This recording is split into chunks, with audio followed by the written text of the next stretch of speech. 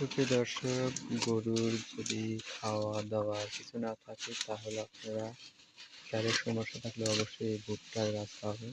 দেখুন ভুট্টার গাছ সুন্দর খাচ্ছে। ভুট্টার গাছ খাওয়ালে তাহলে আপনার বিকল্প খাদ্য হিসেবে উপভোগ করতে পারবেন। আমার এই গরুটা বেশ কিছুদিন পাতলা পায়খানা ছিল, আজকে ইনশাল্লাহ মোটামুটি সুস্থ হয়েছে। পাতলা পায়খানার জন্য আমি সালফারিন ট্যাবলেট ব্যবহার করেছি।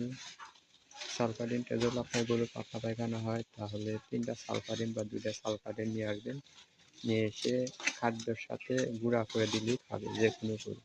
কিন্তু যদি ট্যাবলেটগুলোর ওষুধগুলোর মনে করেন যে দুর্গন্ধ আছে, এরকম ট্যাবলেট ওখানে খাবার সাথে দিলে আপনি খাবে না, সেজন্য তাকে মুখে তুলে জোর করে খাওয়াতে হবে।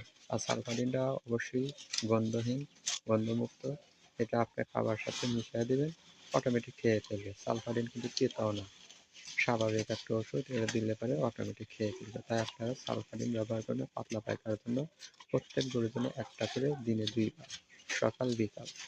তো খুব হয় তাহলে 3টা খাওয়ালে অটোমেটিক সেরে যাবে ইনশাল্লাহ, যেটা আমার গরুতে আমি প্রয়োগ করে সফলতা পেয়েছি। এই জন্য আপনারা, আর যদি গরু দেখেন যে রক্ত আমাশা হচ্ছে তাহলে অবশ্যই সালফারিনের পরিবর্তে আপনার ডায়রিওবেক ট্যাবলেট 2টা করে দিন 4টা ব্যবহার করবেন যে কোনো গরুর জন্য।